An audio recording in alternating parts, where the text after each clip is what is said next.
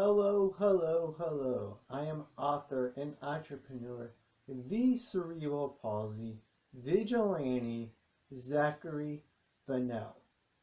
And while you will find plenty of vigilantes on both television and in film, there is far less representation of cerebral palsy. Even less now that ABC has canceled their sitcom Speechless. If you're watching me, you have probably heard of Speechless. I did weekly reviews for each episode throughout season 3. Or by chance, this is your first video of mine you are watching, the topic itself would suggest your familiarity with the show. Speechless gained a lot of praise for not only prominently featuring a character with a disability, but also casting an actor who actually has the same disability as his character. Micah Fowler played J.J. DeMeo, both of whom have cerebral palsy. So naturally, the cancellation of Speechless has renewed conversation about disability representation in TV and film, including an insightful article from Chicago Tribune's Nina Metz. I'll leave a link to the piece in this video's description. Within the read, Metz discusses not only the lack of characters with disabilities, but how the majority of those disabled characters that there are played by non-disabled actors. That raises powerful questions about casting characters with disabilities. Why are actors with disabilities being passed over for roles that they arguably were born to play? What an emotionally charged question. And if you and I are not careful, those charged emotions could be counterproductive to the conversation.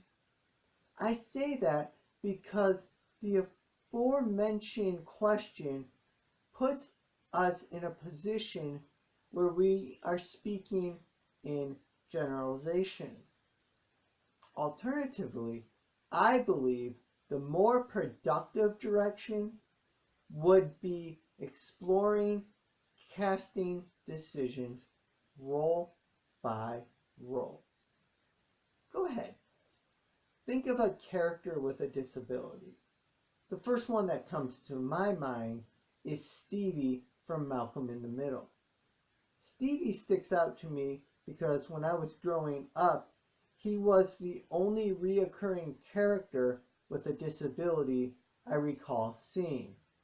Yet the actor who played Stevie, Craig Lamar Traylor, is not disabled. Opposed to feeling outraged, I remain curious. Did any actors with disabilities audition for the role? Were attempts made to recruit disabled actors so they could audition? If an actor with a disability did audition, why did the casting director make the decision not to use him?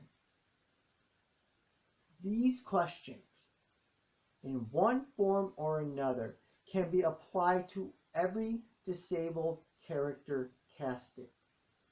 Their answers provide direction for the conversation.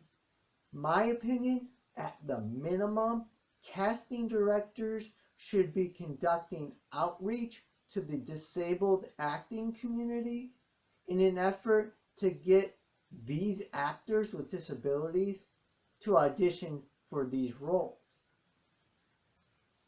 If after auditions the casting director decides to go with a different actor, the important question is why? Is this decision talent-based or based off preconceptions about people with disabilities? With the latter, for example, the casting director might think, well, we loved her audition, but shooting the film is going to involve long days. That's too much for her. These preconception-based decisions need to stop. Overall, the issues I have mentioned so far are only the beginning to the conversation. You can get deeper into the subject. Earlier I mentioned Speechless received praise for casting Micah Fowler as JJ, since they both have CP. Well, CP varies greatly, a matter a participant raised during CP Chat Now. FYI, CP Chat Now is a weekly cerebral palsy Twitter chat which utilizes the hashtag CP Chat Now, hence the name. The chat happens every Wednesday starting at 8 p.m. Eastern Time. You should join us sometime. Anyways, one Wednesday, a participant, Paul Miller, raised a point I have yet seen anyone else discuss.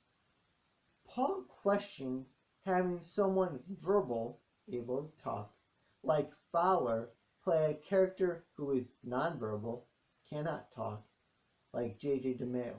Why is that acceptable?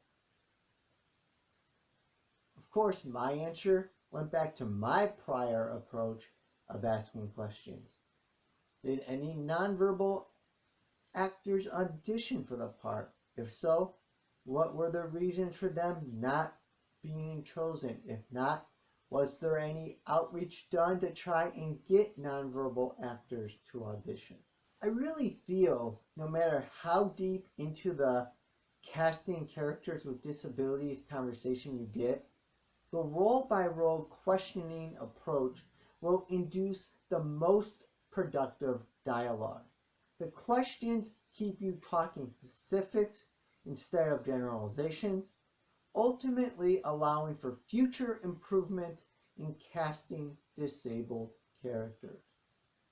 Or so that is my opinion. What do you think is the best approach to the casting characters with disabilities conversation?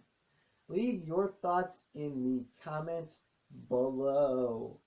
And while you're down there, go ahead and hit that thumbs up icon to show you enjoyed today's video. For more videos from me, make sure you are subscribed to my channel. By hitting and ringing the bell icon, you will receive email notification every time I release a new video. Until then, remember, don't blend in, blend out.